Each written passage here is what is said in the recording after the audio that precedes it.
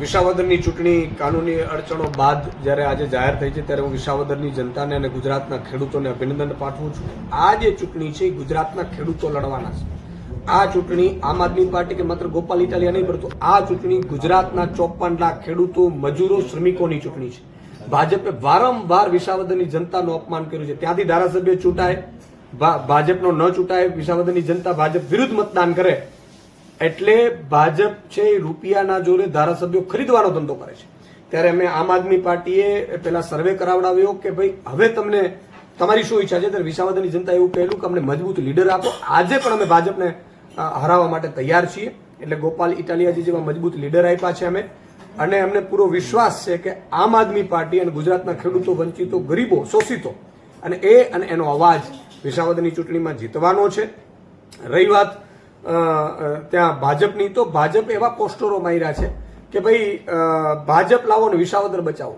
શરમ આવી જોઈએ ભાજપને. ત્યાંની તાલુકા પંચાયત ભાજપની, જિલ્લા પંચાયતો ભાજપને, ધારાસભ્યો ભાજપનો, સાંસદ સભ્ય ભાજપનો, રાજ્ય સરકાર ભાજપની, કેન્દ્ર સરકાર ભાજપની, તો તમે શેનાથી વિસાવદર બચાવવાની વાત કરો છો? વિસાવદરની સાથે તમે અન્યાય કર્યો છે, વિસાવદરના ખેડૂતોનું અપમાન કર્યું છે. એટલે મારી ગુજરાતના ખેડૂતોને વિનંતી છે કે એક થઈને આ વખતે પાર્ટીઓ ભૂલી જાઓ. તમે કોંગ્રેસના કાર્યકર્તાઓને, ભાજપના કાર્યકર્તાઓને મારી વિનંતી છે કે ગોપાલ ઇટાલિયા એ ગુજરાતના ખેડૂતોનો અવાજ બનવા જઈ રહ્યો છે. ત્યારે તમે બધાએ એમને મદદ કરીને ઝાડુનો બટન દબાવજો. કારણ કે એટલા માટે કે જો વિસાવદરની ચૂંટણી ભાજપ હારશે તો ખેડૂતોનું દેવું માફ કરશે ભાજપ. વિસાવદરની ચૂંટણી ભાજપ હારશે તો ઇકોઝોન નાબૂદ કરશે. વિસાવદરની ચૂંટણી ભાજપ હારશે તો ખેડૂતોને પૂરતા મગફળીના અને કપાસ સહિતના પાકોના ઉપજના ભાવ આપશે.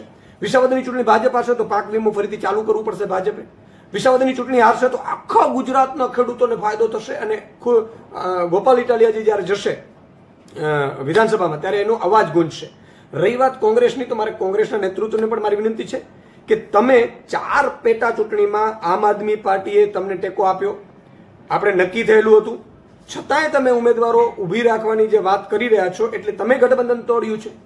સાથે સાથે તમે કોના દબાણથી તોડ્યું છે ખબર નથી. પછી રાહુલ ગાંધી કહેતા હતા કે ભાઈ કોંગ્રેસના કેટલાક નેતાઓ ભાજપની બી ટીમની જેમ કામ કરે છે. કદાચ એ લોકોએ ધંધા ના અથવા તો બીજા કોઈ દબાણથી ઉમેદવારો નક્કી કરવાનું નક્કી કર્યું હોય, પણ મારે કોંગ્રેસના વિસાવદરના કાર્યકર્તાઓને વિનંતી કરવી છે હાથ જોડીને કે આ તમારો અવાજ, એમાં એની જીત થવી જોઈએ, ખેડૂતોની જીત થવી જોઈએ, ગોપાલ ઇટાલિયાની જીત થવી જોઈએ.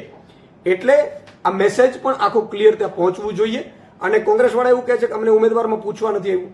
અરે ભાઈ, તમે પેટા ચૂંટણીમાં અમને નથી પૂછ્યું, કારણ કે જેના ભાગમાં હોય એ ઉમેદવાર નક્કી કરે છે. 24 લોકસભામાં તમે નક્કી કર્યા હતા.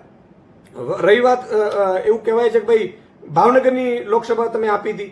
ભાઈ ભાવનગરની આપી હતી તો જામનગર હું પ્રદેશ અધ્યક્ષ છું, મારી સીટ હતી, તો એ કોંગ્રેસ લડી છે. તો ગઠબંધનમાં કોણ લડે છે, ક્યાંથી લડે છે ઇમ્પોર્ટન્ટ નથી. ગઠબંધનમાં ભાજપને આપણે કેમ હરાવીએ ઇમ્પોર્ટન્ટ છે.